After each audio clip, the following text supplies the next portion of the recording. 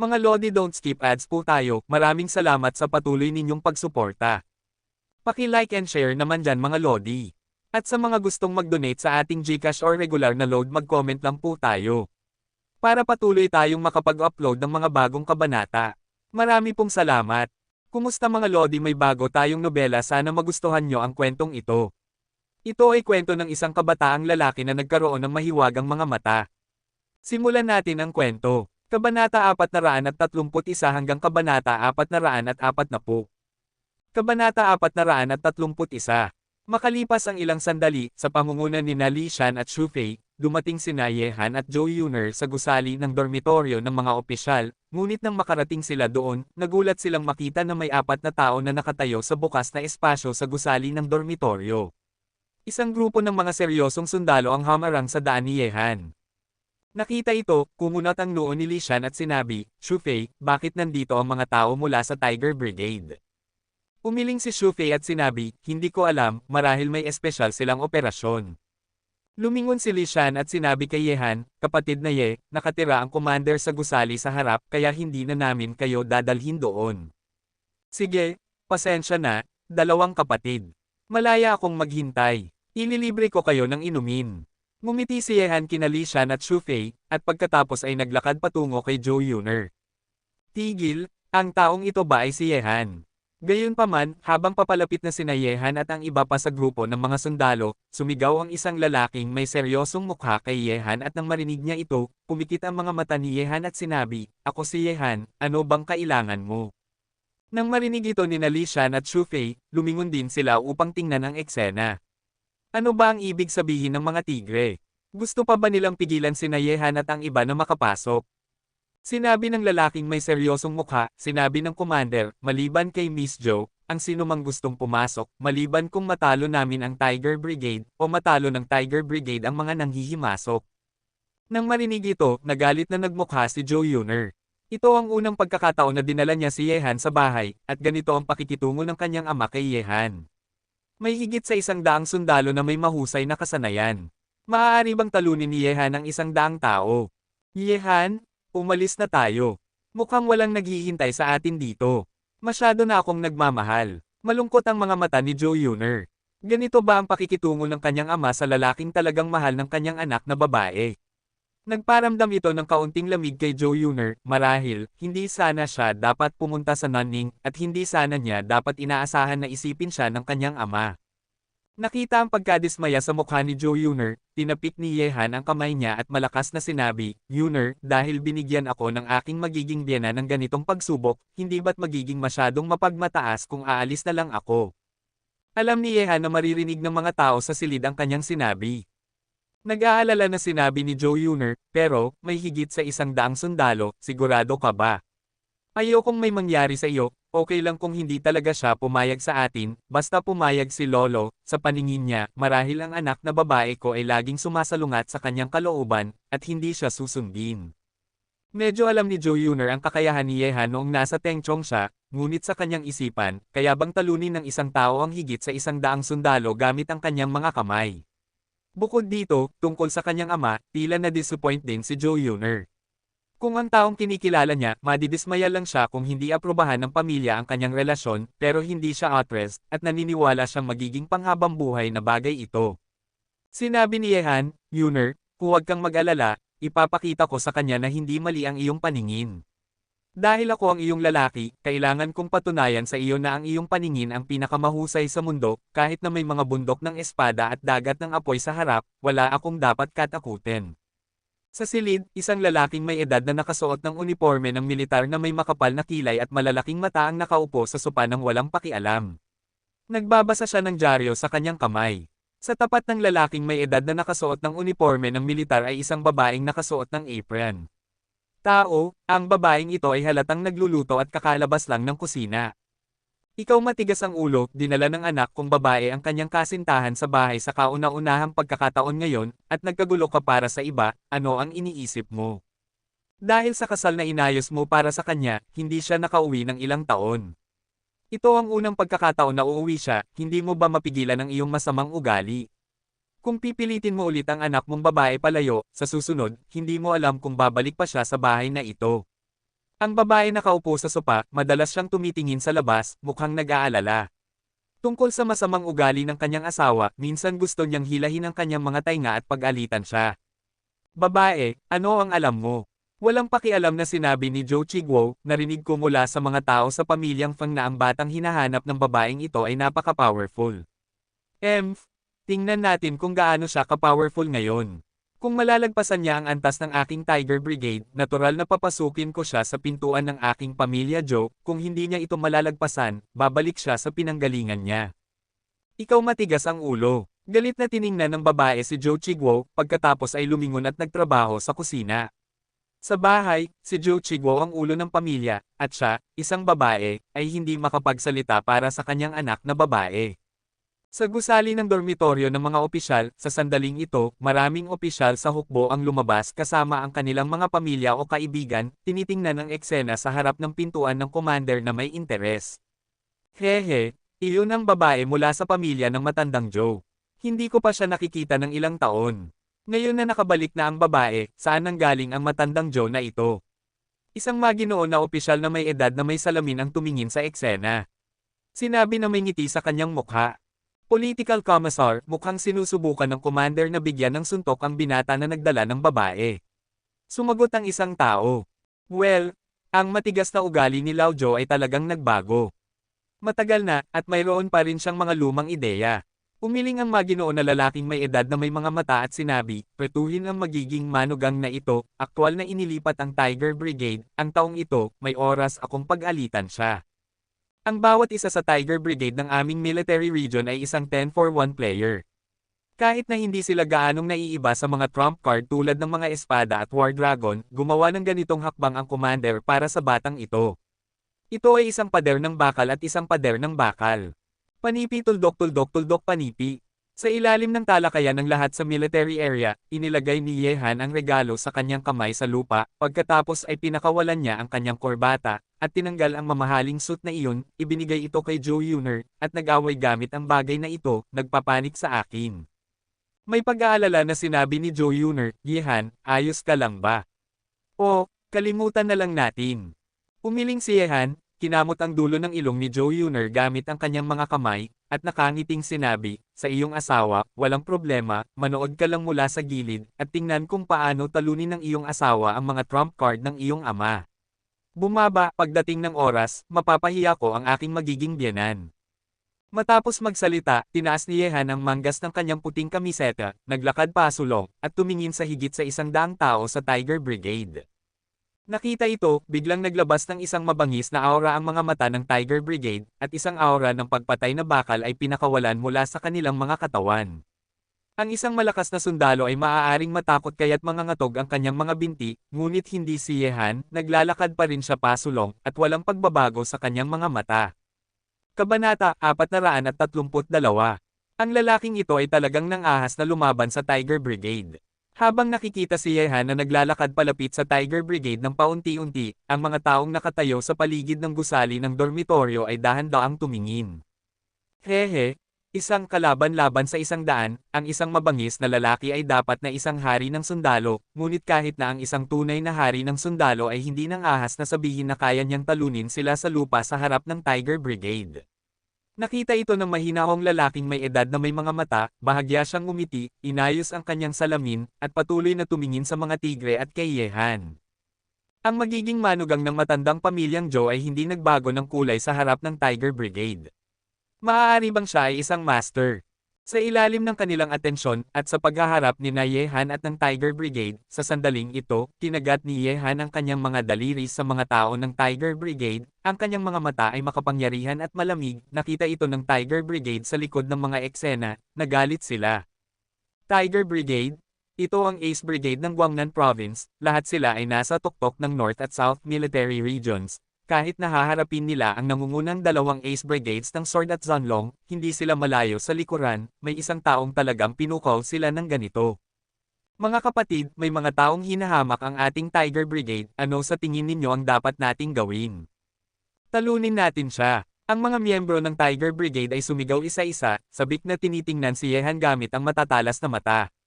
Digmaan. Sa isang malakas na sigaw, lahat ng miyembro ng Tiger Brigade ay sumugod kay Yehan. Ang paggalaw ay talagang tulad ng isang tigre, at ang momentum ay makapangyarihan.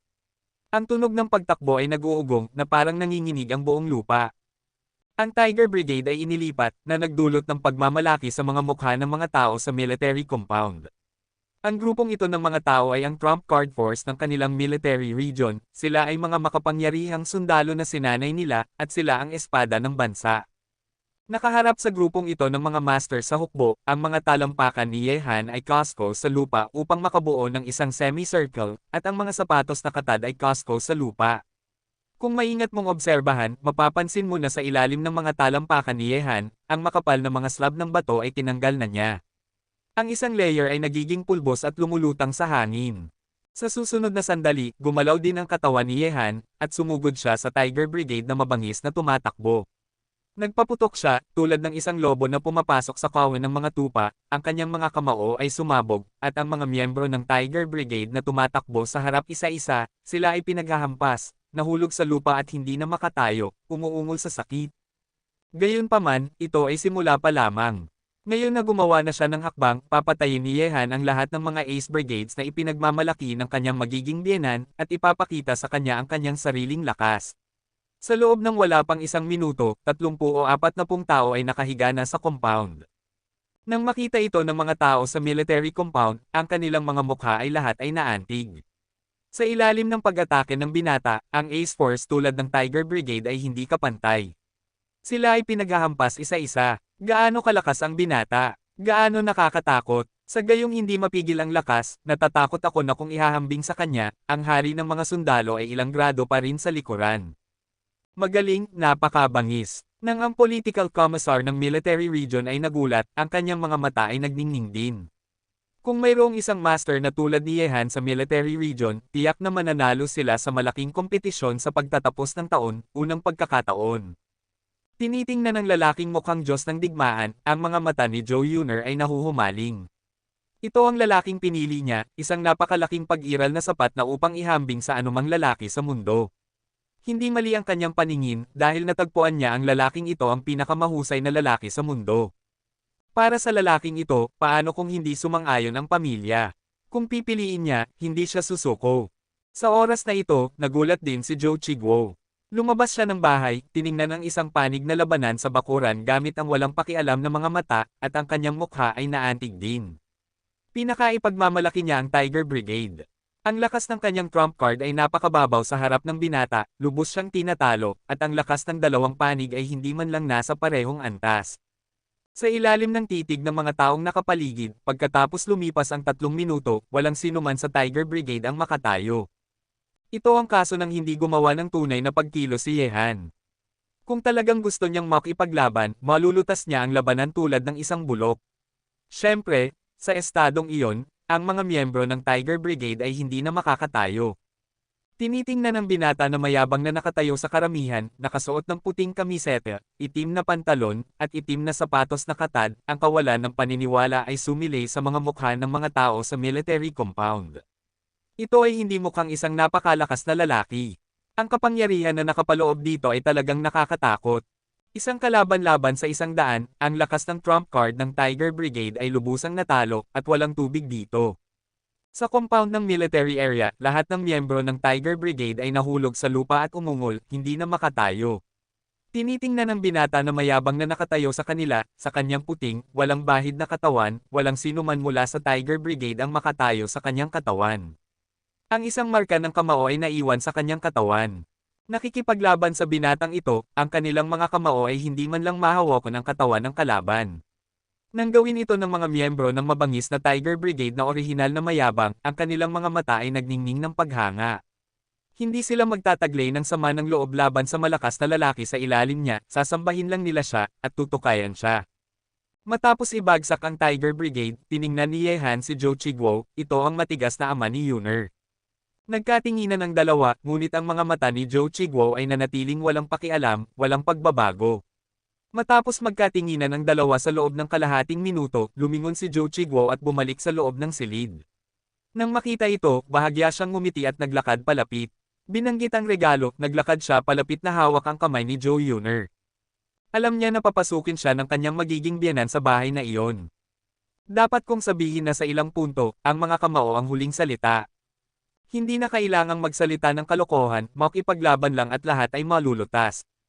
Hehe, pupunta ako sa bahay ni Lao Zhou para kumain. Matapos ngumiti ang political commissar ng military region, naglakad din siya patungo sa bahay ni Zhou Qiguo. Kabanata 433. Pagpasok sa silid, ang ina ni Zhou Yuner, si Shu Wiro, ay agad na lumapit, at may sigla sa mukha na sinabi, Yuner, ikaw na babae ay hindi pa nakakauwi upang makita ako sa loob ng ilang taon, at halos magkasakit na ako sa pag-ibig. Ito si Xiaohan. Halika, halika, umupo muna tayo sa loob malapit nang matapos ang pagkain.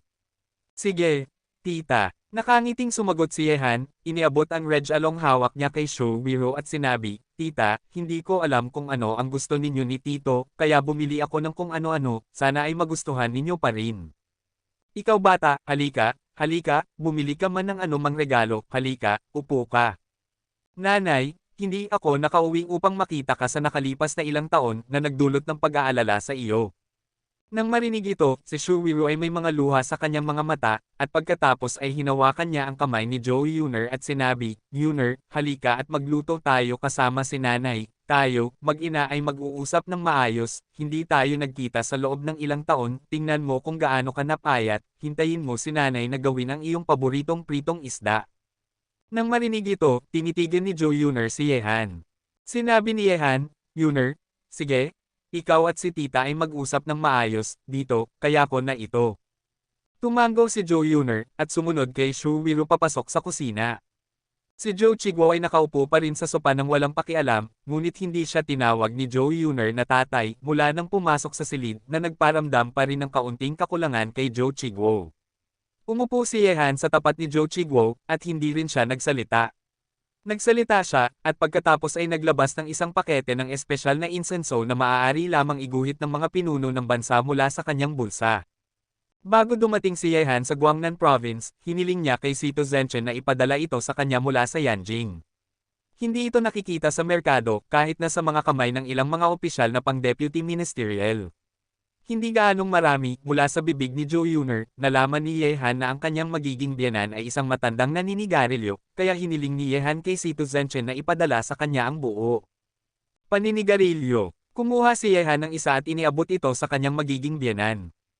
Orihinal na ayaw ni Zhou Qiguo na sagutin ang mga salita ni Yehan, ngunit ang kanyang mga mata ay agad na nagliwanag pagkatapos niyang silipin ito, ngunit hindi pa rin siya nagsalita. Nang makita ito, inilagay na lang ni Yehan ang kanyang espesyal na pakete ng insenso sa harap ni Zhou Qiguo, nagsindi siya ng isa at nagsimulang sumipsip. Naamoy ang amoy ng sigarilyo mula sa mga sigarilyo ni Yehan, hindi napigilan ni Zhou Qiguo, at kumuha ng sigarilyo mula sa pakete ng espesyal na insenso sa harap niya at inilagay ito sa kanyang bibig, nasa itaas. Medyo kinaiinisan mo ba ako? Matapos magpasindi si Yehan ng sigarilyo para sa kanyang sarili, humitit si Zhou Qiguo, pagkatapos ay tumingin kay Yehan at nagtanong. Bakit mo sinabing kinaiinisan? Ngumiti si Yehan, manugang, ikaw ang ama ni Yuner, at ikaw ang magiging ama ko sa hinaharap. May dahilan ba para kamuhian ng isang anak ang kanyang ama? Hindi mo ako kinaiinisan, pero kinaiinisan ako ni Yuner. Mahinang sabi ni Zhou Qiguo. Iyon ay dahil masyadong matigas ang ulo mo. Sumagot si Yehan, ngayon na ipinaglalaban mo ang kalayaan sa pag-aasawa, pinipilit mo siyang magpataw ng tanikala na ayaw niya at hindi sumasang-ayon. Nasusuklam. Matigas ang ulo. Upang makapunta sa posisyong ito, iniisip mo ba talaga na ako ay isang taong hindi marunong maging flexible? Tiningnan ni Zhou Qiguo si Yehan at nagtanong. Nanahimik si Yehan nang marinig iyon. Hindi niya gaanong kilala si Zhou Qiguo. Nagpatuloy si Zhou Qiguo, ang dahilan kung bakit ikinasal si Yuner sa pamilyang Feng ay hindi lamang dahil sina Feng Tianhao at ako ay mga kasama sa armas na nagmula sa parehong klase. Nang nasa misyon kami sa hangganan, iniligtas ni Feng Tianhao ang aking buhay. Ang katawan ay nailigtas, upang iligtas ako, ang kaliwang binti ni Feng Tianhao ay pailay pa rin. Kaya, gusto mong gamitin ang kasal upang bayaran ang utang na mayroon ka sa kanya. Sabi ni Yehan, pakiramdam mo ay may utang ka sa kanya, at walang mali sa paggawa nito, ngunit hindi mo ba iniisip na okay lang na gamitin ang kaligayahan ng iyong anak na babae upang bayaran ang utang na ito? Medyo natural ba? Maraming paraan talaga upang bayaran ang mga dapat bayaran. May hawak na sigarilyo si Joe Chigwo sa kanyang kamay, ang kanyang mukha ay naging tahimik, at nanahimik siya sa loob ng 1 minuto. May utang siya sa iba, iyon ang kanyang buhay, paano niya ito babayaran? Sa kaligayahan ni Joe Yunner, marahil, kinuha niya ito ng walang pag-iisip noon, ngunit matapos ang paglaban ng kanyang anak na babae at kahit na umalis ng bahay sa loob ng ilang taon nang hindi bumabalik, binago na niya ang pag-iisip na iyon, ngunit, bilang isang ama, bilang isang patay na lalaki. Magandang kapatid, wala siyang paraan upang mapababa ang kanyang mukha at tanggihan ang kasal na ito na itinakda noon pa man. Kung hindi mo alintana, maaari kong tingnan ang kanyang binti at pagalingin pa nga siya para sa iyo. Sa ganitong paraan, nararamdaman mo bang may utang ka sa kanya? Patuloy ni Yehan. Talaga bang magagamot mo ang kanyang binti?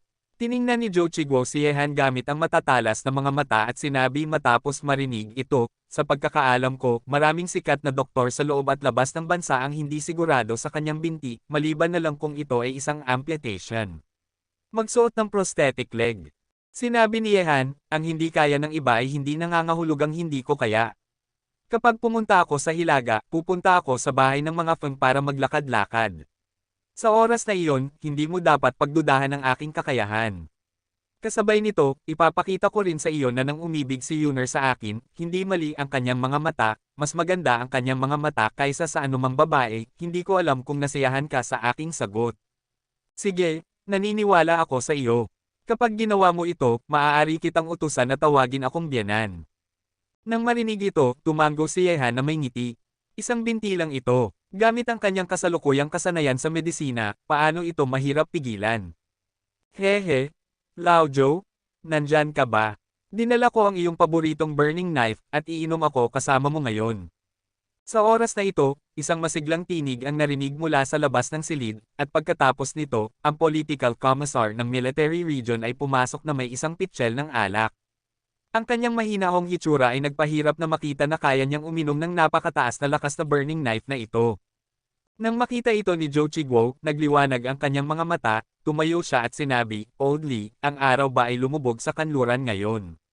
Gusto mo bang ilabas ang isang magandang bagay na iyong pinagyayaman? Hehe, alam kong iniisip mo ang aking stock, matandang lalaki. Matapos umupo, inilagay ni Li Wenyuan ang alak sa mesa, pagkatapos ay tumingin siya kay Yehan at tinanong si Joe Chigwo, Old Joe, ayaw mo ba akong ipakilala? Kabanata 434. Nang marinig ito, hindi nagsalita si Joe Chigwo dahil hindi pa rin niya alam kung paano ipakilala si Yehan. Nang makita ito, nagsalita mismo si Yehan at sinabi, Magandang araw po, Tito, ako po si Yehan, at ako ang kasintahan ni Yunner. Ang dating kasintahan pala ng babaeng si Yunner. Tama iyon, pinatay mo ang Tiger Brigade. Kahanga-hanga. Binigyan ni Li Wenyuan si Yehan ng thumbs up at sinabi, dahil ikaw ang kasintahan ng babaeng si Yunner kaibigan ko, tatawagan kitang mabuting pamangkin, interesado ka bang pumunta sa aming non-military region para mag-hang around?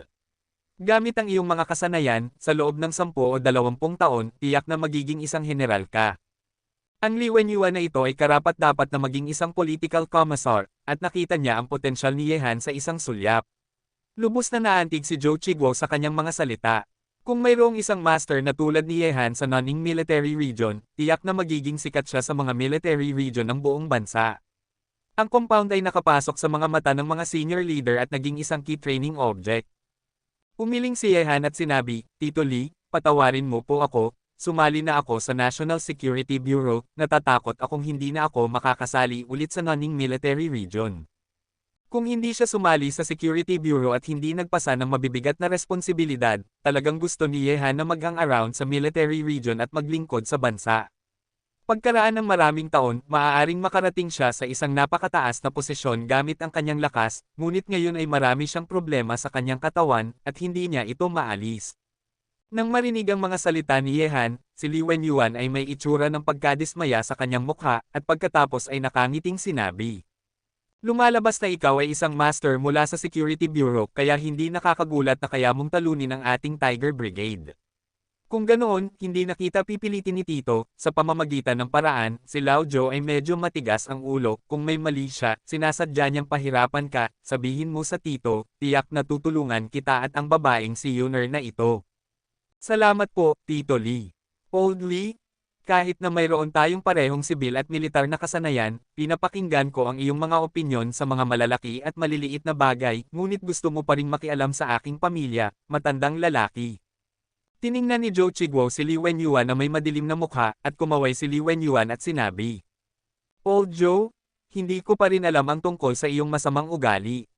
Si Yuner ay wala na sa loob ng ilang taon, huwag kang manatili sa iyong estilo, bigyan ang mga kabataan ng mas maraming espasyo. Sa tingin ko ay mabuti si Xiaohan, ang pagiging manugam mo, kumikita ka kung ayaw mo, oo, dadalhin ko si Xiaohan sa aking bahay mamaya, hayaan siyang makilala ang aking babaeng si Miner, pagkatapos ay dudumugan ko ang iyong manugang, at iiyak ka. Nang marinig ito, hindi natawa o naiyak si Yehan. Ang Li Wenyuan na ito ay talagang prangka, nang ahas siyang magsabi ng kahit ano. Laoli? Depende kung may kakayahan ang iyong Miner. Umirap si Zhou Qiguo na nagkukunwaring walang pakialam. Tito Li, hindi kita nakita sa loob ng ilang taon. Pag-uwi lang ni Yuner, okay ka na ng sulok. Mag-ingat ka na hindi ka makikilala ni Yuner bilang tito sa hinaharap. Lumabas si Zhou Yuner sa kusina na nakasuot ng apron, may dalang plato ng mga pagkain. Mukhang isang may bahay siya.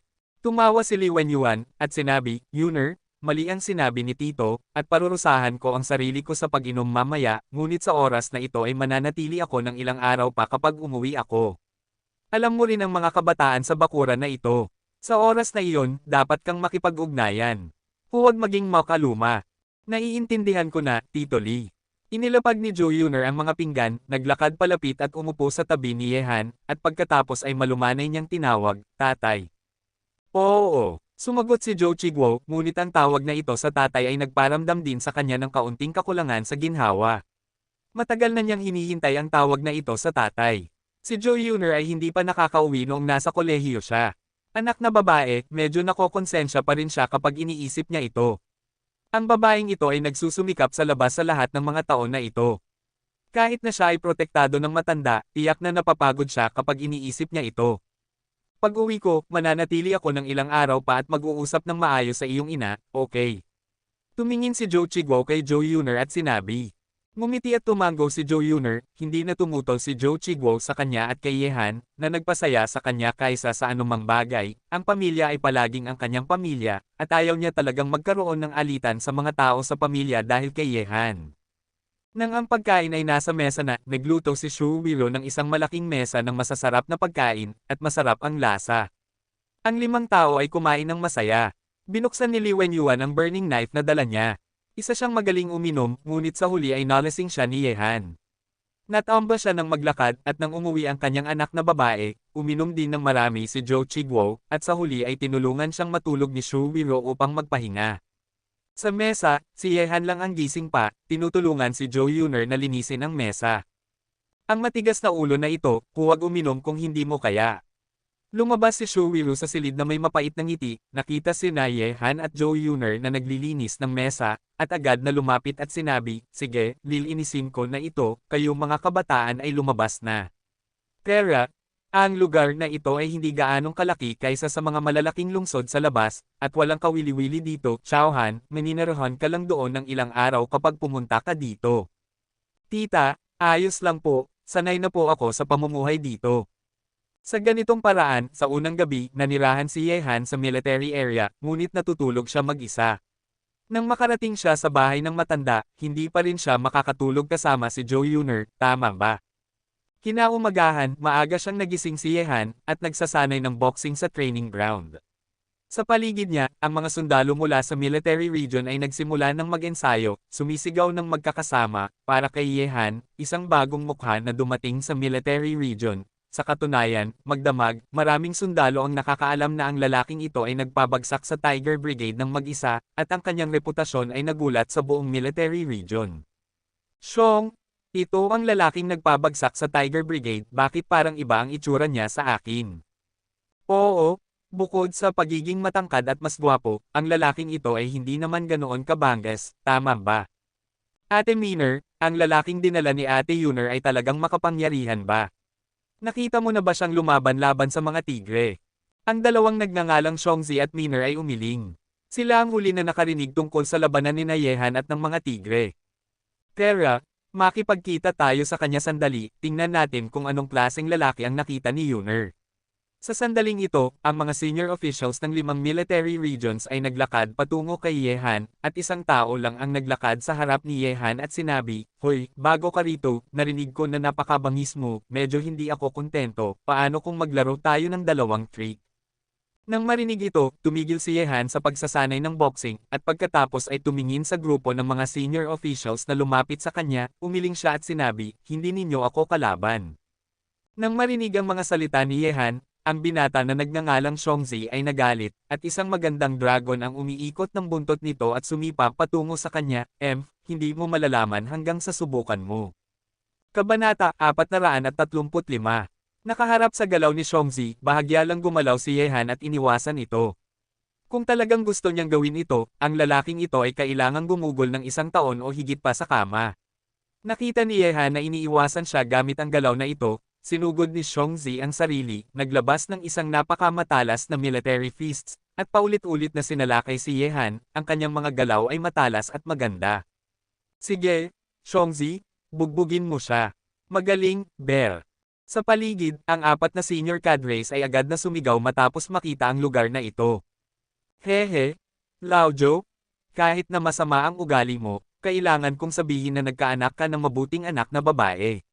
Sa opisina, sina Li Wenyuan at Zhou Qiguo ay nakatayo sa harap ng bintana na nakasuot ng uniforme ng militar, pinapanood ang nangyari sa training ground. Sa isang eksena, sinabi ni Li Wenyuan na may emosyon sa kanyang mukha, nagkaanak siya ng mabuting anak na babae at nakakuha ng mabuting anak. "Lao Li, ang iyong manner ay talagang maganda." Nagsabi ng isang bagay si Zhou Qiguo, at ngayon, tumingin na siya palayo, dahil sina Yehan at Zhou Yuner ay magkasama, hindi na niya ito pinipigilan, dahil si Yehan ay talagang magaling sa kanyang mga mata. Ang kailangan lang niyang lampasan ay ang hadlang ng kanyang matandang kasama sa armas. Matapos talagang mapagaling ni Yehan ang binti ng kanyang matandang kasama, maaari na niyang tanggapin si Yehan sa kanyang puso. Sa training ground, nakaharap sa pag-atake ni Xiongzi, si Yehan ay nag-iwas lang ng paulit-ulit. Maganda ang lakas ng lalaking ito, at ang kanyang aktwal na kakayahan sa pakikipaglaban ay maaaring makipagkompetensya sa mga tigre. Ikaw na hayop, hindi mo ba alam kung paano umiwas ng paulit-ulit? Kung may kakayahan ka, subukan mo ang ilang trick mula sa akin.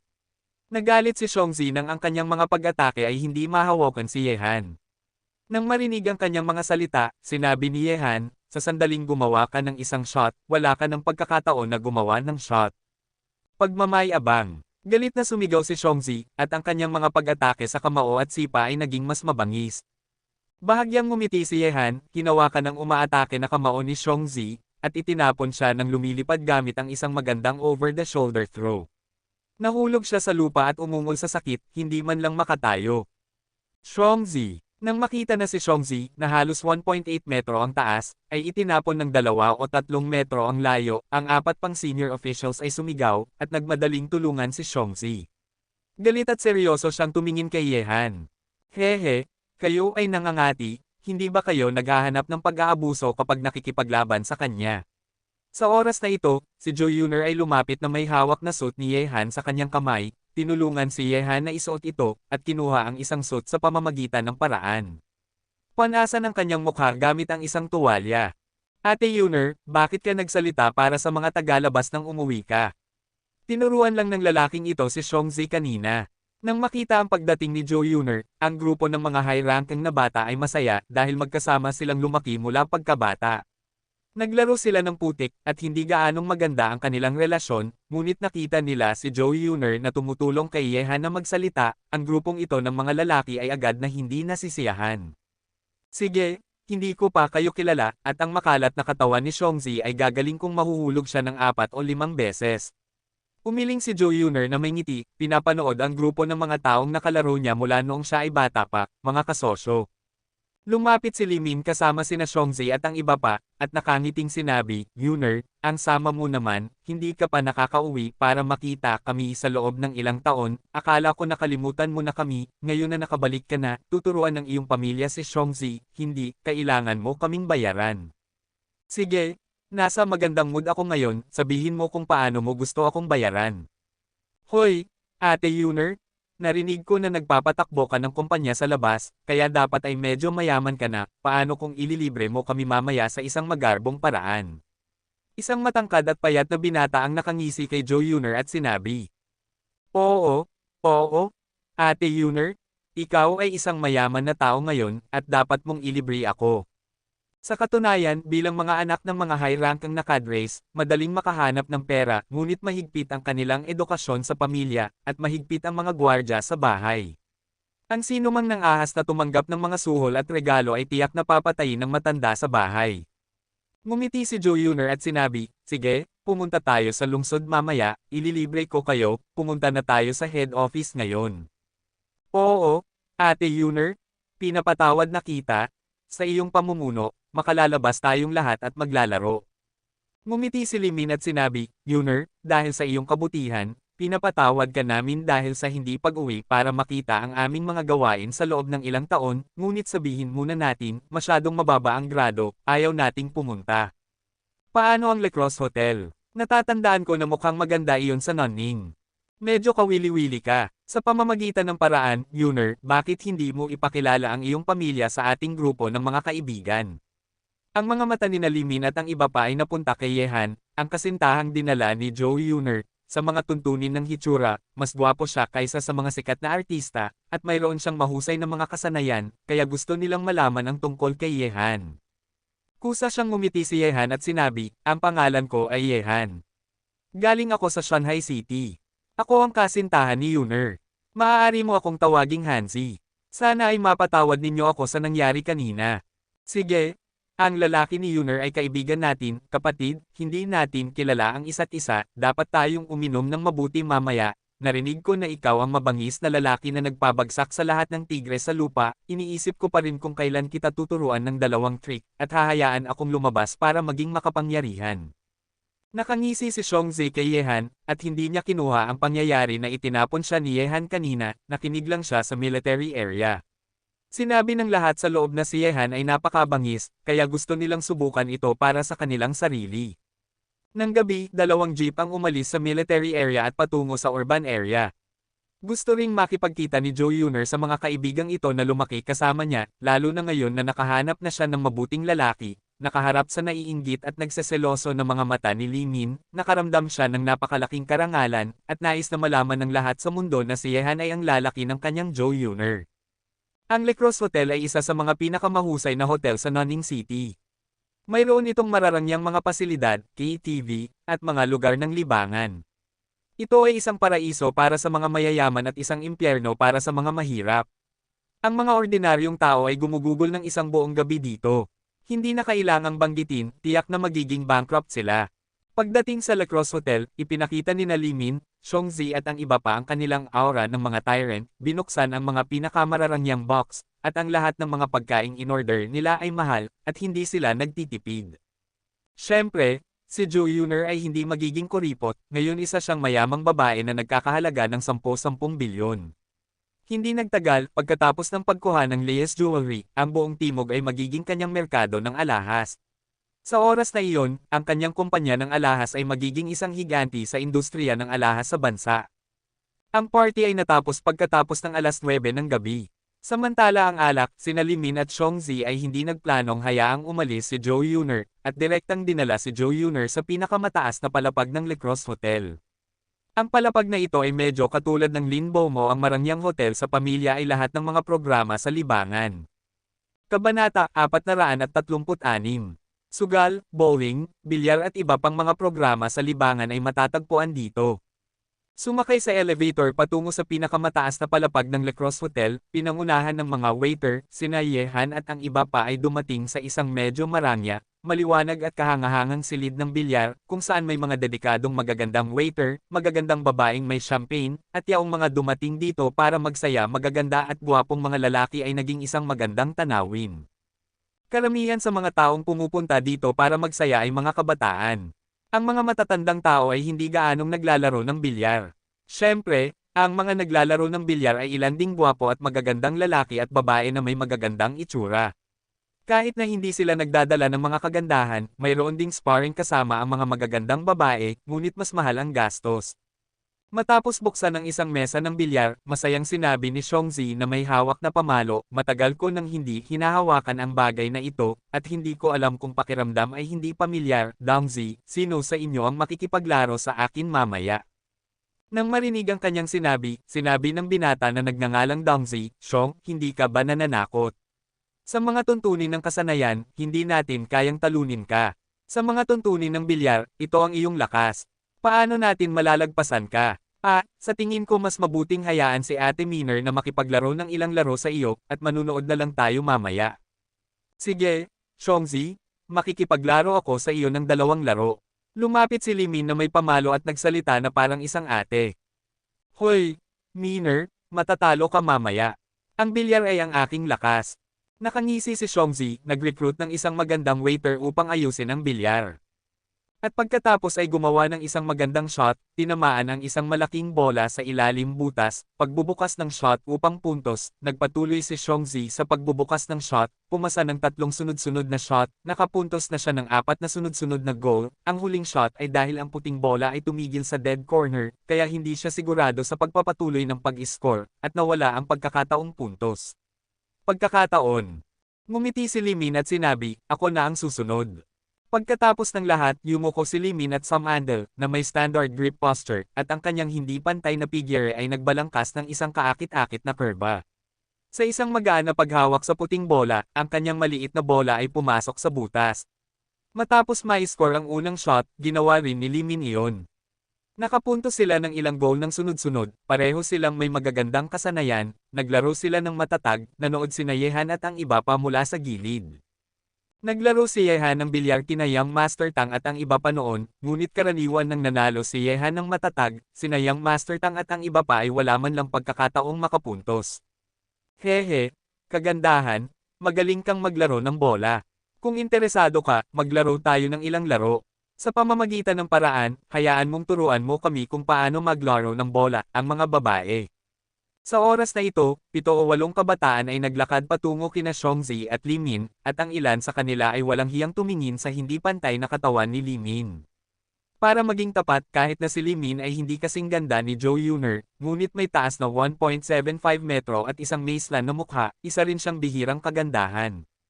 Nang marinig ito, sina Xiongzi at ang iba pa ay may itsura ng pagkawalang galang na sumilay sa kanilang mga mukha. Isang grupo ng mga pangalawang master na alam lang kung paano kumain, uminom at magsaya ang gustong makipag-usap sa kanila, ngunit hindi nila nais na makipag-usap sa kanila. Saan ka nanggaling, bumalik ka sa pinanggalingan mo, gusto mong manligaw ng mga babae, mali ang napili mong tao, umalis ka bago kami magalit. Tiningnan ni Dongzi ang grupo ng mga kabataan, at ang kayabangan at pagkawalang galang sa kanyang mukha ay naging mas masama pa rin. Sila, na ipinanganak sa pangalawang henerasyon ng hukbo, ay natural na hindi seryosohin ang grupong ito ng mayayamang pangalawang henerasyon. Kung gusto nilang tapokan ang mga tao, kakaunti sa Guangnan Province ang hindi nila kayang tapokan. Nang marinig ang mga salita ni Dongzi, ang mga kabataang iyon ay halatang nagulat. Marahil ay hindi nila naisip na may isang taong nang ahas na ibagsak ang kanilang mukha sa La Crosse Hotel. Hehe, umalis na tayo rito. Mukhang may ilan sa inyo ang bago rito. Isang binata ang nakangiting sinabi, kayo ang unang grupo ng mga taong nang ahas na magsabi ng ganoong mga bagay sa La Crosse Hotel. Ngayon, bibigyan ka namin ng pagkakataon na hayaang makipaglaro ang kagandahang ito ng ilang laro sa amin, maaari kong kunin ito na parang hindi mo sinabi ang sinabi mo kanina. Galit na tumawa si Xiongzi sa mga salitang ito. Sa 3 ektaryang lupa na ito sa Guangnan Province, mayroon pa ring mga taong nang ahas na pagbantaan siya. Masyado bang mababa ang paningin ng grupong ito ng mga lalaki? O masyadong tanga lang ba kayo? Isang grupo ng mga tanga, hayaan nating makipaglaro ang ating Ate Miner ng isang laro sa inyo, sino ba kayo? Umirap si Xiongzi, at sinabi, binibigyan kita ng pagkakataon, at agad na mawala sa aking paningin, kung hindi, papatikiman kita ng kapangyarihan ng aking kamao. Hoy! Kaya mo pa palang lumaban. Walang pakialam na ngumiti ang binata at sinabi, sa La Crosse Hotel, ako, si Liu Jiwen, ay maaaring tumawag ng daan-daang tao gamit ang isang salita. Sa tingin mo ba kaya mong talunin ang higit sa 100 tao gamit ang iyong kamao? Kung ako sa iyo, mas mabuting tanggapin mo ang aking mungkahi kanina. Ako, si Liu Jiwen, ay walang ibang intensyon, gusto ko lang makipagkaibigan sa kagandahang ito, hayaan nating magkakilala ang lahat, interesado ka ba, kagandahan? Tinamaan ni Limin ang isang trumpeta sa gitnang butas gamit ang isang shot. Tiningnan niya si Liu Jiwen na may mapanuyang ngiti, at sinabi, ikaw ay isang taong hindi makakapasok sa entablado. Nakaramdam ako ng pagduwal kahit na kilala kita. Itago mo ang iyong mga nakakasuklam na salita. Magmadali at alisin ang iyong maruruming iniisip, kung hindi, ang aking mga kaibigan ay tiyak na hahayaan kang maranasan mismo kung ano ang isang ulo ng baboy. Sa klasikong Chino, ang mga mata ni Liu Jiwen ay lumiit, ang magandang pag-uugali kanina ay nawala, pinalitan ng isang malamig na galit. Kapatid na Liu, ang babaeng ito ay medyo kaakit-akit, kung makuha mo siya sa kama, magiging masaya iyon. Nang makita ang kay-abangan ni Limin na may kaunting apoy na ugali, sa likuran ni Liu Jiwen, ang ilang mga kabataan ay nagpakita ng kulay sa kanilang mga mukha. Gusto ko ang ganitong uri ng babae. Dinilaan ni Liu Jiwen ang sulok ng kanyang bibig, at isang masamang ngiti ang dahan-daang lumitaw sa kanyang mukha. Bilang anak ng isang pinuno sa ilalim ng lupa sa Nanning City, hindi pa siya nakikipaglaro sa anumang uri ng babae, tulad ni Li ang isang mapagmataas at masiglang babae tulad ni Min ay maaaring pukawin ang kanyang pagnanais na lupigin ng higit pa. Nakikipaglaro ako sa iyong kapatid na babae. Nang marinig ang walang hiyang kalokohan ni na Liu Jiwen at ang iba pa, sina Xiongzi at ang iba pa ay agad na nagalit, at isang nakakatakot na lamig ang sumilay sa mukha ni Li Min. Pagkatapos nito, ang pulkyo sa kamay ni Xiongzi ay biglang itinuro kay Liu Jiwen. Tinamaan nito ang tuktok ng kanyang ulo, ang suntok ay mabilis at matigas, at halos mawala ng malay si Liu Jiwen, dumudugo ang kanyang ulo, at nabasag pa nga ang billiard stick. Nang makita ito, ang grupo ng mga kabataan sa likuran ni Liu Jiwen ay nagulat, at ang ilang mga babae ay sumigaw sa takot. Tapos na para sa iyo, kung nang ahas kang saktan si Young Master Liu, hindi ka na mabubuhay. Kabanata 437. Nang makita si Liu Jiwen na nakahiga sa lupa at sumisigaw, ang ilang mga kabataan ay hindi makatwirang sumigaw sa takot. Sa Le Cross Hotel at sa Nanning City, kung nang ahas silang saktan si Liu Jiwen, wala talagang paraan palabas. Isang grupo ng mga tanga, ngayon ang inyong turno na. Ang mga taong ito ay bastos na nakipag-usap kay Li Min kanina, at sina Dongzi at ang iba pa ay natural na hindi sila hahayaang makalusot. Lumaki sila sa compound ng military region, kahit na ang kanilang mga kasanayan ay hindi kasing ganda ni Xiong. Napakagaling, ngunit hindi problema na harapin ang ilang ordinaryong tao. Matapos kumilos sina Xiongzi at Dongzi, ang grupo ng mga mayayamang pangalawang henerasyon ay nakahiga sa lupa at umiiyak, lahat sila ay nabali ang mga braso at binti, at dumudugo ang kanilang mga ulo. Kung magsasalita ka ng masama sa mga tao sa kanilang military compound, kailangan mo silang bugbugin hanggang sa mamatay. Kung ang tigre ay hindi magpapakita ng kapangyarihan nito, iniisip mo ba talaga na ang mga taong lumabas sa kanilang military compound ay mga may sakit na pusa? Ang pangyayaring nangyari dito ay natural na nag-alarma sa mga taong nasa paligid ng silid ng bilyar, at maging sa senior management ng Le Cross Hotel. Si Liu Jiwen ay binugbog dito, hindi ito maliit na bagay. Ang nanakit ay dapat na maaresto. Ang silid ng bilyar ay nasa kaguluhan. Ang mga taong pumunta dito para magsaya ay karaniwang kilala si Liu Jiwen, isang regular na customer. Ang kanyang matanda ay ang pinuno sa ilalim ng lupa ng Nanning City, isang walang awa na master, at ang kanyang anak ay binugbog. Ang lahat dito ay magdurusa, ang 36 na estratehiya ay ang pinakamagandang estratehiya.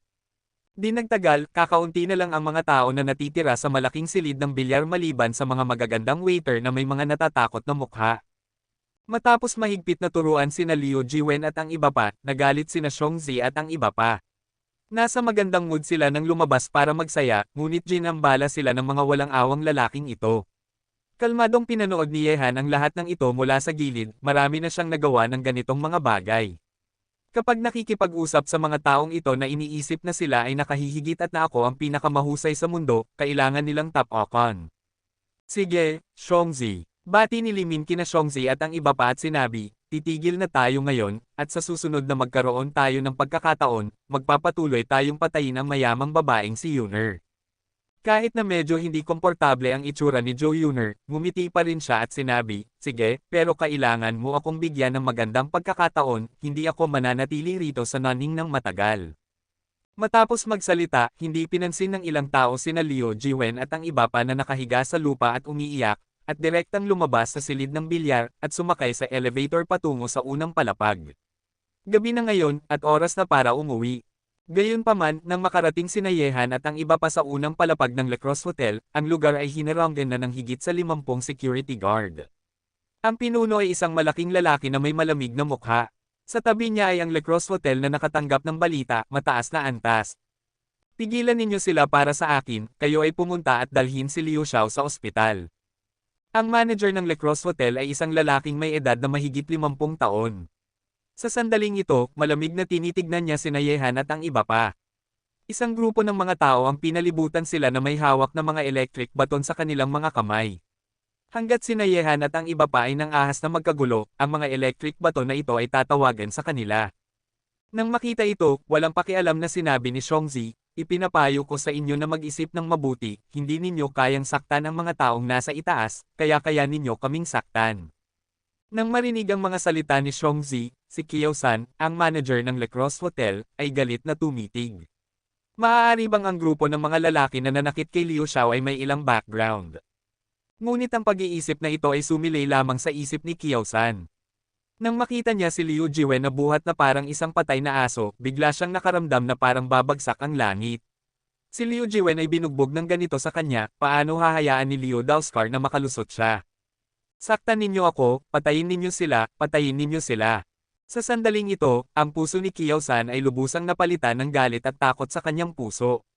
Gusto lang niyang patayin si Yehan at ang iba pa, umaasa na hahayaan siya ni Liu Daoskar na makalusot kapag nakarating siya rito, kaya, hindi na niya pinansin ang background ni Yehan at ang iba pa, basta't mailabas ni Liu Daoskar ang kanyang galit, isusuko niya pa nga ang kanyang magandang asawa.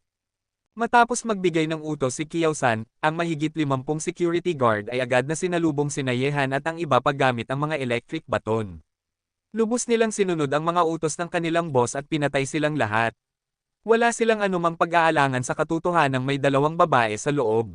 Nang makita ito, ang murderous intent sa mga mata ni Yehan ay kumikislap. Ang sino mang nang ahas na saktan ng kanyang babae ay kailangang magbayad ng malaking halaga. Si Kiao-san ay nasa blacklist na ni Yehan, at sina Xiongzi at ang iba pa ay mukhang seryoso. Tinitingnan ng 50 security guard na umaatake sa paligid, kahit na sinanay na sila at makakalaban ng ilang sabay-sabay, hindi nila kayang harapin ang napakaraming security guard ng sabay-sabay. Ngunit nang nag-aalala sina Xiongzi at ang iba pa, isang itim na ilaw ang biglang sumilay sa harap nila, at pagkatapos ay sinipal ng itim na ilaw ang lahat ng security guard na umaatake ng may bilis ng kidlat, at ang ilan ay sinipa pa nga ng diretso. Sa labas ng hotel, sa isang iglap, ang buong unang palapag ay nasa kaguluhan. Ang security guard ay sinipa at nabasag ang maraming pasilidad sa hotel. Ang tunog ng pakikipaglaban ay nagparamdam kay Kiao-san ng takot. Hindi niya makita kung sino ang figure, ngunit ang kanyang bilis at lakas ay masyadong mabilis, at inasikaso niya ang lahat ng security guard na may hawak na electric baton sa mga 50 sa loob ng wala pang isang minuto. Tinitingnan si Yehan na tumigil, medyo nagulat din sina Xiongzi at ang iba pa. Inaasikaso ni Yehan ang ika-50 security guard sa loob ng maikling panahon. Ang ganitong uri ng kasanayan ay hindi basta-basta. Ngayon, sa wakas ay naniniwala na si Yehan ay nag-iisa sa Tiger Squad. Dam, Hanzi, ang galing mo. Lumapit sina Xiongzi at ang iba pa at gulat, naiinggit at humahanga na tiningnan si Yehan. Nakita na ni Zhou Yuner ang mga kasanayan ni Yehan, kaya hindi na siya nagulat. Hanggat si Yehan ay nasa paligid, alam niya na kahit saan siya ay ligtas. Tumingin si Li Min kay Zhou Yuner at sinabi, Yuner, paano mo nakuha ang napakahusay na lalaking ito? Ang kanyang kasanayan ay hindi ka panipaniwala. Kung hindi siya ang iyong lalaki, ninakaw ko na sana siya. Putang ina mo, kung gusto mo ng lalaki, magpapakilala ako sa iyo, ipinapangako kong hindi magiging mahina kaysa sa kanya, gusto mo ba? Binigyan ni Zhou Yuner si Li Min ng isang puting tingin, isang itsura ng pagmamalaki ang sumilay sa kanyang puso, at pagkatapos ay sinabi. Kalimutan mo na, gwapo siya at marunong lumaban. Sa tingin ko wala nang iba bukod sa iyo. Umiling si Li Min. Sino ba kayo? Tiningnan ni Kiao-san ang kanyang mga tauhan na nakahiga sa lupa, at tinitigan niya si Yehan na may pangit na ekspresyon. Mahalaga ba sa iyo kung sino tayo? Kumuha si Yehan ng upuan mula sa lupa at umupo. Malamig siyang tumingin kay Kiao-san. Ang lalaking ito na nang ahas na saktan ang kanyang sariling babae ay hindi niya hahayaang mabuhay ngayong gabi. Sa ilalim ng walang pakialam na titig ni Yehan, biglang nakaramdam si Kiao San ng isang kakila-kilabot na presyon na bumabagsak sa kanya, na parang ang may-ari ng mga titig na iyon ay hindi isang tao, kundi isang lubhang nakakatakot na hayop. Matapos siyang hatiin sa dalawa, nakaramdam si Kiao San ng aura sa katawan ni Yehan na mas nakakatakot pa kaysa sa pagharap kay Liu Daoskar. Ang aurang ito ay nagparamdam kay Kiao San na walang hininga sa loob lamang ng ilang segundo. Nakakaramdam ng galit, ang mga damit ni Kiao San ay nabasa na ng basang pawis. Kabanata 438. Sa sandaling ito, pinagsisisihan ni Kiao San kung bakit hindi siya nag-imbestiga at nagsimula. Kung ang grupong ito ng mga tao ay mas makapangyarihan kaysa kay Liu Daoskar, mamamatay siya ngayong gabi. Gayunpaman, sa ilalim ng panggigipit ng aura ni Yehan, ang tensyonadong ekspresyon ni Kiao San ay biglang lumuwag ng may serye ng mga tunog ng pagkuskos ng gulong ang narinig sa labas.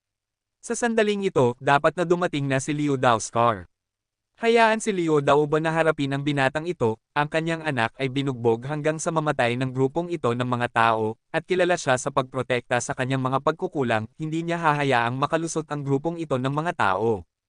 Ang mga sasakyan ay huminto sa La Crosse Hotel, at isang grupo ng mababangges na mga lalaki, pinangunahan ng isang lalaking may peklat na mukha, ay sumugod sa hotel. Ang grupong ito ng mga tao ay hindi katulad ng grupo ng mga security guard kanina, ngunit nakaranas na ng pagdanak ng dugo. Ang mamamatay na ugali, ang bawat isa ay may mamamatay na tingin sa kanilang mga katawan, lalo na ang lalaking may peklat na mukha na naglalakad sa unahan, na may pinakamalakas na mamamatay na tingin, at ang walang pakialam na liwanag sa kanyang mga mata ay nagbibigay sa mga tao ng isang uri ng lamig at takot na parang isang makamandag na ahas. Isang walang awang karakter. Kalmadong tiningnan ni Yehan ang lalaking may peklat na mukha na pumasok. Ang lalaking ito ay dapat na may katayuan sa underground world ng Nanning, at ang grupo ng mga tao sa paligid niya ay mas makapangyarihan kaysa sa mga ordinaryong special forces. Sino ang nanakit sa aking anak? Ang lalaking may peklat na mukha ay pumasok na may makapangyarihang presensya, ang kanyang malamig na mga mata ay direktang tumitig kina Yehan at ang iba pa, ang murderous intent ay naipakita sa kanyang malamig na mga mata. Master Dao, nandito ka na. Kahit na binugbog nila si Young Master Liu, iniligtas ko na siya para sa iyo. Pagkatapos ay ibibigay ko na sila sa iyo para harapin. Nang makita ang lalaking may peklat na mukha na paparating, si Kiao San ay agad na tumakbo at mapakumbabang nagsalita. May nangyaring masama sa aking anak dahil sa iyo. Dahil hindi ka nakabantay ng maayos, kaya dapat kang mamatay din. Ang hindi inaasahan ni Kiao San ay ang lalaking may peklat na mukha ay gustong patayin siya. Sa oras na iyon, ang kamay ni Master Dao ay mahigpit nang nakahawak sa kanyang leeg, parang bisyo, kahit gaano pa siya kahirap pumiglas, hindi niya kayang makawala sa malaking kamay ni Master Dao. Mahigpit na hinawakan ni Master Dao si Kiao San, na patuloy na pumipiglas, at tinitigan sina Yehan at ang iba pa ng malamig na mga mata. Pagkatapos, may isang pagklik, ang leeg ni Kiao San ay sapilitang binasag niya. Ang eksena na ito ay agad na nagparamdam kay Li Min at Xiongzi, na hindi pa talaga nakakapatay ng tao, ng kaunting kakulangan sa ginhawa, at namutla ang kanilang mga mukha. Sa kabaligtaran, ang pagganap ni Zhou Yuner ay mas mahusay kaysa sa kanila. Pagkatapos ng lahat, nakita na niya mismo si Yehan na pumatay ng tao. Bigyan mo ako ng dahilan para hindi ka patayin, kung hindi, mamamatay kang mas masahol pa kaysa sa kanya. Tumingin si Master Dao kay Yehan na tahimik na nakaupo sa upuan, at basta na lang itinapon ang katawan ni Kiao San. Agad itong bumagsak kay Yehan. Sa paligid niya, ang mga taong sumunod kay Master Dao ay nakakuha na ng kanilang makinang na mga armas. Hanggat magbibigay ng utos si Master Dao, susugod sila at puputulan ang grupong ito ng mga kabataan. Pagbanta sa akin. Tiningnan ni Yehan si Master Dao ng malamig na ngiti, at sinabi, masama ang mood ko ngayon, kaya ipinapayo ko sa iyo na bawiin ang sinabi mo kanina. Tungkol sa ilang tao na dinala mo kasama ko, mas madali silang patayin kaysa sa aso. Madali, kasama ka, naniniwala ka ba? Hayop, Master Dao, hayaan mo akong patayin siya. Matapos marinig ang mga salita ni Yehan, ang grupo ng mga lalaki sa likuran ni Master Dao ay mahigpit na hinawakan ang mga armas sa kanilang mga kamay, sabik na tumakbo at putulin si Yehan. Binata, wala akong pakialam kung sino ka man. Walang sino man ang nang-ahas na pagbantaan ako sa Nanning. Magbabayad ka para sa iyong mga ginawa ngayon. Walang sino man sa Nanning ang makakasaway sa aking peklat. Isang kislap ng liwanag ang sumilay sa mga mata ni Master Dao.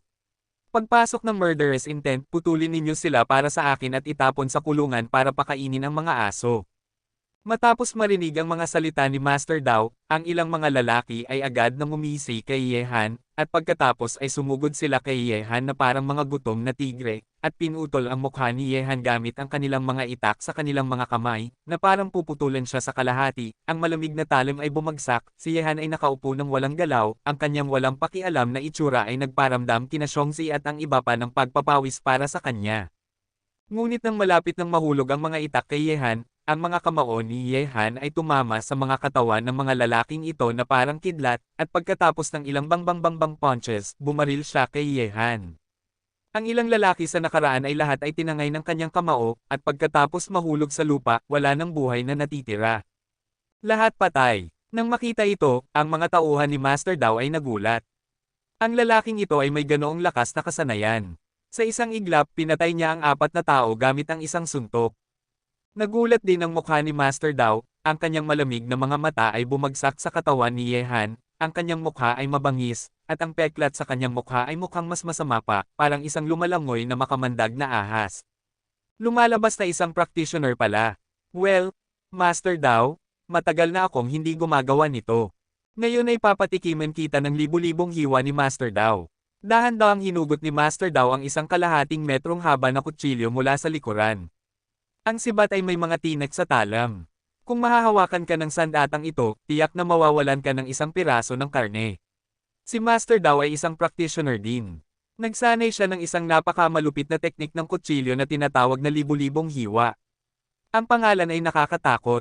Tumayo si Yehan, tiningnan ang master ng kutsilyo at sinabi, gusto kong payuhan ka, huwag kang maglaro ng kutsilyo sa harap ko, at mag-ingat na huwag mawala ang iyong matandang buhay.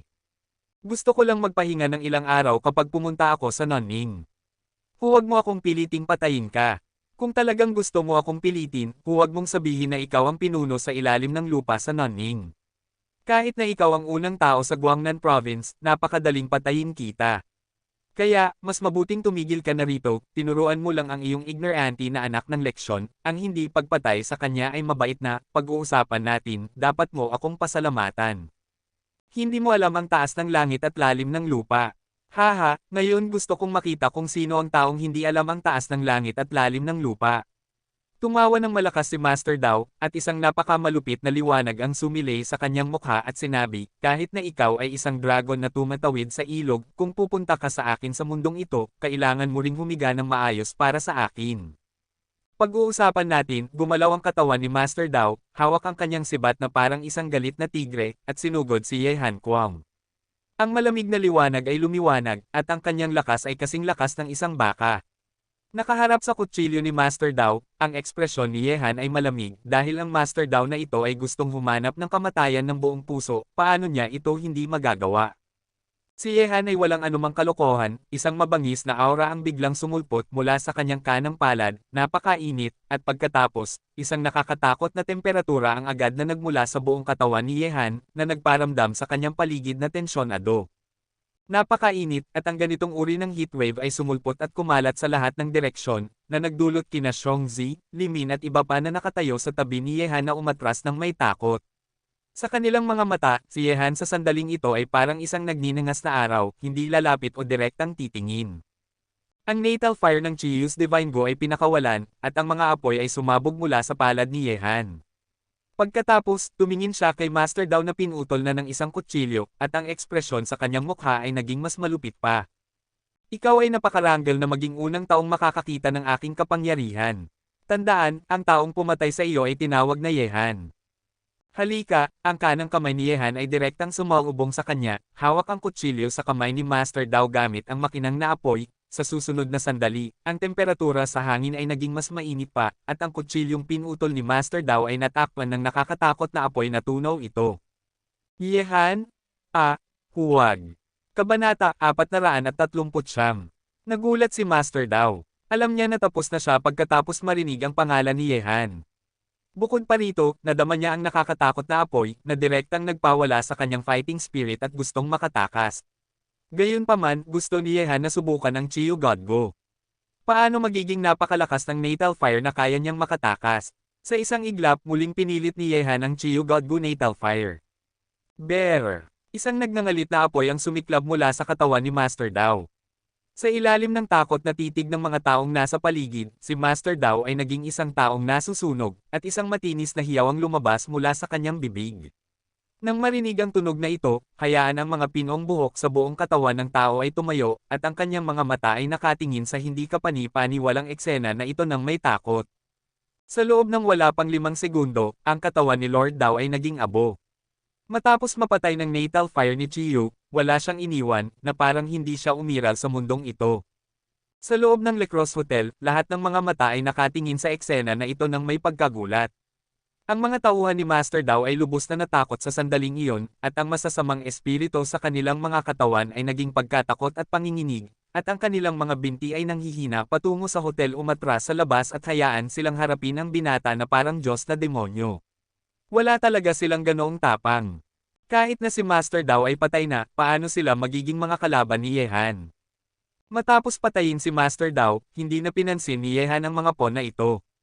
Ang kanyang orihinal na intensyon ay ayaw niyang patayin si Master Dao. Pagkatapos ng lahat, ito ay South China, at ito ang teritoryo ng Chanzen Association. Ang mga taong papatay kay Master Dao ay tiyak na mag-aakit ng atensyon ng Chanzen Society. Ngunit ang Master Dao na ito ay nagpipilit sa bawat hakbang, hindi niya magagawa kung hindi papatayin. Siyempre, dahil pinatay na niya ito, hindi ito pagsisisihan ni Yehan, kaya ano kung ang South China ay ang teritoryo ng Chanzen Society. Gamit ang kanyang kasalukuyang lakas, kahit na si Wu Chanzen ay sumubok, nang ahas siyang makipagkompetensya. Kung si Wu Chanzen ay hindi sumubok, walang sino man sa Chanzen ang makakapigil sa kanya. Yehan, ayos ka lang ba? Medyo natakot pa rin si Zhou Yuner nang makita ang isang malaking taong nabubuhay na nawala sa harap niya. Ang eksena kanina ay parang isang science fiction movie. Huwag kang mag-alala, ayos lang.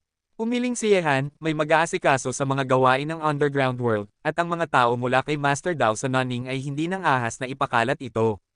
Sinabi rin ni Xiongzi, Ate Yuner, huwag kang mag-alala, ang mga taong ito ay hindi magagandang bagay sa una pa lang. Kung hindi sila papatayin ni Hanzi, papatayin nila tayo. Kung may problema, hindi ba mayroon pa rin tayong military region? Pagkatapos ay maaari tayong magpatotoo. Yuner, huwag kang masyadong mag-alala, ang iyong pamilya ay hindi isang walang utak na walang ingat na tao, kung nang ahas siyang gawin ito, hindi siya natatakot sa mga kahihinatnan. Lumapit si Limin at tinapik ang balikat ni Zhou Yuner at sinabi. Pagkatapos nito, ang grupo ay umalis sa Lecross Hotel at nagmaneho patungo sa military area sa isang jeep. Alas 11 na ng gabi. Nakaupo si Yehan sa co-pilot, naninigarilyo ng sigarilyo, at hinihipan ng malamig na hangin upang linisin ang kanyang isipan. Lord Dao? Natatakot ako na pagkatapos ng gabing ito, dapat malaman ng Chanzen Society na dumating na siya sa South China. Pagkatapos noon, ang Black Widow ay tiyak na pupunta sa Guangnan Province mula sa Dongguan, o ang mga masters ng Chanzen Society ay pupunta sa Nanning at lubos siyang ibabagsak sa lupain ng South China. Mukhang mag-iisa na naman tayong lalaban. Tinitingnan ng madilim na kalangitan sa gabi sa mga bundok, si Yehan ay may isang bloodthirsty smile sa kanyang mga labi. Sa ngayon, sina Chan Lungwei, Sun Bumiye at ang iba pa ay nasa Central China. Kung may mangyayari sa South China, kailangan niya lang itong lutisin ng mag-isa, ang kapangyarihan ng Washang ay hindi maaaring ilipat, at ang pamilyang Merong ay dapat na subaybayan upang maiwasan ang paglipat ng pamilyang Merong. Kung ang pamilyang Merong ay talagang gustong kumilos, magiging mas mahirap itong harapin kaysa sa Chanzen. Pagbalik sa military region, walang sino man ang nagbanggit ng nangyari sa Lecross Hotel. Hindi na kailangang ipaalam sa pamilya ang mga bagay na ito sa ngayon. Tulad ng iniisip ni Yehan, sa hating gabi ng araw na iyon, nalaman ng Black Widow na dumating na si Yehan sa South China. Sa Dongguan Province, ang punong tanggapan ng Chanzen Association, tiningnan ng Black Widow ang isang larawan sa kanyang kamay. May isang chilling smile sa kanyang mukha. Tinitingnan ng gwapo at pamilyar na mukha sa larawan, ang mga daliri ng Black Widow ang larawan ay direktang sinira sa isang bola. Ang taong nasa larawan ay si Yehan, at siya ay palihim na kinunan ng larawan ng mga tauhan ni Master Dao nang pinapatay niya si Master Dao sa Grand View Hotel. Ngayon ay pinatay na si Master Dao, naning ang grupo ng mga dragon ay walang pinuno, kaya ang mga tauhan ni Lord Dao ay natural na humingi ng tulong sa Chanzen Society, at sa pamamagitan ng paraan, ipinadala rin nila ang larawan ni Yehan, ang pumatay kay Lord Dao, sa punong tanggapan ng Chanzen Society.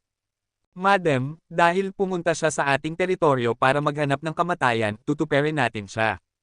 Ang natitirang Fourth Heavenly King sa Chanson Society ay nagsabi na may murderous expression, dapat ba nating hayaang kontrolin muna siya ng mga tao sa Guangnan Province? Stand up! Ano ang magagawa ng grupong iyon ng basura? Kung ang maliit na bastardo na ito ay madaling patayin, magdurusa ba ang ating Chanson ng malaking pagkalugi sa kanyang mga kamay? Tahimik na sinabi ng Black Widow, akala ko ang maliit na bastardo na ito ay nasa Washam pa rin, at wala akala ko na pumunta talaga siya sa South China, para harapin siya, para patayin siya sa South China, kailangan mong gumamit ng pambihirang paraan, sa oras na ito, dapat kong hayaan siyang pumunta at bumalik. Hindi ko alam kung anong matalinong plano ang mayroon si Madam. Tanong ng Fourth Heavenly King. Sinabi ng Black Widow, pumunta at alamin muna kung bakit siya pumunta sa South China. Kailangan kong malaman ang lahat tungkol sa kanya sa South China bago ako makagawa ng mga plano. Opo, Madam, magpapadala ako ng isang tao upang mag-imbestiga. Sa pamamagitan ng paraan, binabantayan pa ba ni Daoist Merciful Eyebrow ang retreat ni Chanson? Sumagot ang Fourth Heavenly King, ang Mercy Browed Vajra ay nagbabantay kay Chanson sa labas ng silid kamakailan. Mukhang malapit na ang oras para umalis si Chanson sa customs. Sana ay umalis si Chanson sa customs sa lalong madaling panahon para hindi na tayo masyadong mag-alala sa pakikipaglaban sa maliit na hayop na iyon. Bigla, pagkatapos magsalita ng Black Widow, isang pagsabog ng boses na parang tawa ang naipadala mula sa punong tanggapan ng Chanson Association na nag-ugong sa buong kalangitan sa gabi na umalingaw-ngaw ng matagal. Matapos marinig ang paggalaw na ito, ang mga tao sa punong tanggapan ng Chanson Association sila ay lahat ay nagulat. Ito ay, si Chanson ay umalis na sa customs. Kabanata 440. Nang marinig ng Black Widow ang pamilyar na tawanan, isang makapangyarihan at matipunong lalaki ang sumulpot sa kanyang isipan. Si Wu Chanson, na nasa timog ng China, ay sa wakas ay nakalaya. Nagulat ito sa Black Widow, ngunit nagparamdam din sa kanya na ang pasan niya sa kanyang mga balikat ay gamaan ng malaki. Si Wu Chanson ay lalabas sa pagkakataong ito, kung gayon ang Chanson ay tiyak na magkakaroon ng mas kapanabik na panahon ng kasaganaan. Walang sino man ang makakapigil sa makapangyarihan at matipunong lalaking iyon. Binabati namin si Chanson sa paglabas niya mula sa pagmumuni-muni. Sa susunod na sandali, sa punong tanggapan ng Chanson Society, sunod-sunod na figure ang lumuhad sa lupa, nakatingin sa lalaking lumitaw sa isang bubong ng may paghanga. Ang katayuan ng club ay katumbas ng katayuan ni Yehan sa isipan ni Chan Lungwei. Sa bubong, ang figure ng lubhang makapangyarihang lalaki ay naging isang sinag ng itim na liwanag at dumaan mula sa isang partikular na posisyon. Sa likuran niya ay ang Mercy Browed Vajra.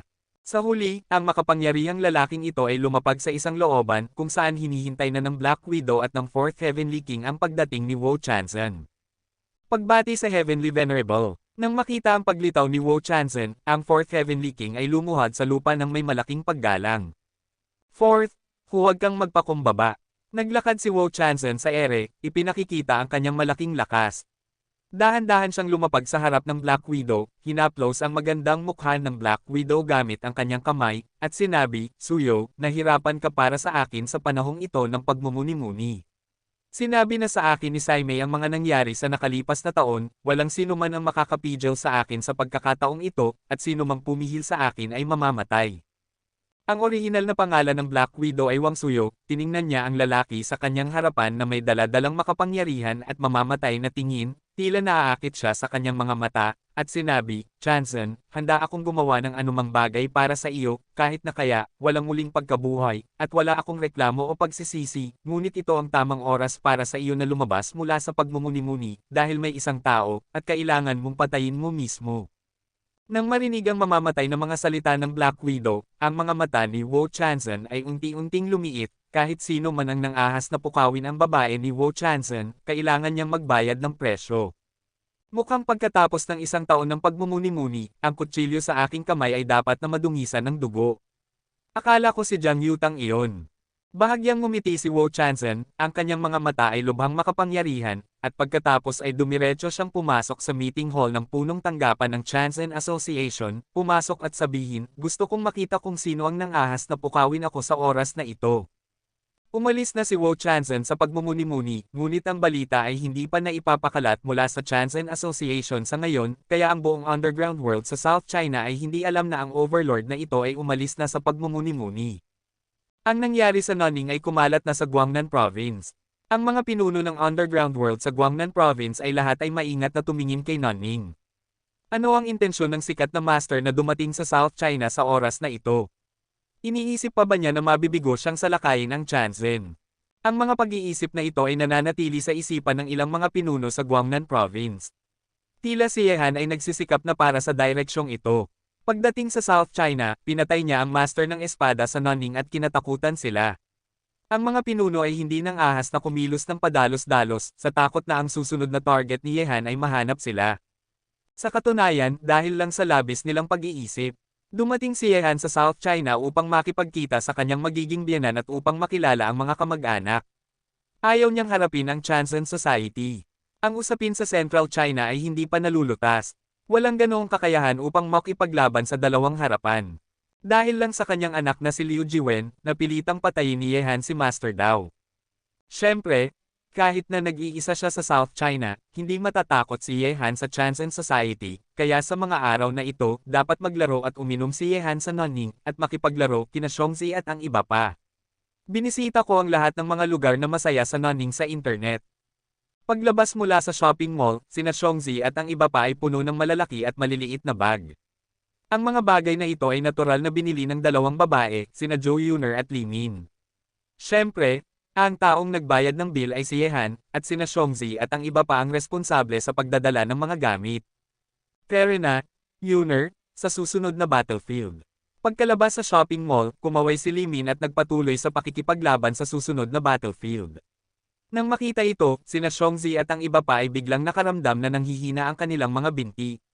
Ngayon ay naglalakad-lakad sila kasama sina Zhou Yuner at Li Min ng 7 o 8 oras ng sunod-sunod, at nagpahinga sa tanghalian. Kahit na malakas sila sa pisikal, hindi na nila kaya ngayon. Miner, bakit hindi na lang tayo bumalik bukas? Sabi ni Dongzi na may mapait na mukha. Tiningnan sila ni Li Min at sinabi, tingnan mo kung gaano kaka-promising. Kahit si Ye Han ay hindi umiyak na pagod, mga lalaki pa ba kayo? Nang marinig ito, dumilim ang mukha ni na Xiongzi at ang iba pa. Dam, sinundan ni Ye Han ang iyong puwet na walang dala at pinatay mo siya bilang isang local tyrant. Siyempre hindi siya mapapagod. Ang ilan sa kanila ay may dala ng mga 30 kilo sa kanilang mga balikat. Ang mga bagay ay tumagal na ng 7 o 8 oras. Miner, bakit hindi na lang natin gawin ito ngayon? Sa tingin ko medyo pagod na sina Xiongzi at ang iba pa. Nang makita ang mga mukha ni na Xiongzi at ang iba pa na parang mapait na kalabasa, medyo hindi na kinaya ni Zhou Yuner. Nang marinig ito, si Li Min ay orihinal na gustong magsabi ng isang bagay, ngunit naputol ni Ye Han, sa tingin ko dito na lang muna tayo, parang ayaw tayong hayaang mamasyal ng mapayapa ng ilang tao. Habang nagsasalita, tumingin si Ye Han sa isang maliit na eskinita sa kalye, kung saan lumitaw na ang isang pari na nakasuot ng damit ng pari. Ang matandang lalaking ito ay mukhang mabait na may itsura ng isang immortal na nagbibigay sa mga tao ng pakiramdam ng pagiging malapit, ngunit hindi inisip ni Ye Han na ang paring ito ay talagang mabait. Mula sa kanya, nakaramdam si Ye Han ng isang lubos na pinipigilan at nakakatakot na kapangyarihan. Sa South China, bukod kay Wu Chanzen, ang tanging taong maaaring magkaroon ng ganitong uri ng lakas ay isa sa 2 dakilang Vajras ng Chanzen Society. Isa, ang mahabagin na kilay ay si King Kong. Sa ilalim ng mapanuring mga mata ni Ye Han, si Mercy Browd Vajra ay dumiretso kay Ye Han, hindi pinapansin ang mga kakaibang tingin na kanyang nakuha dahil sa kanyang kasuotan. Pari na may mahabagin na mga kilay. Sabi ni Ye Han, tinitingnan ang mabait na pari na nakatayo sa kanyang harapan gamit ang kalmadong mga mata. Hehe, si G. Ye ay may magagandang mata. Ngumiti ang pari na may mabait na kilay kay Ye Han. Kahit na si Ye Han ay ang kanyang kaaway, ang kanyang mga mata ay hindi nagpakita ng anumang pagkapuot, at sinabi, ang ganoong walang pakialam na paghawak, hinahangaan ng mabait na mga kilay, interesado ka ba, G? Ye, ngayon, ang aking asawa ay narito upang anyayahan ka.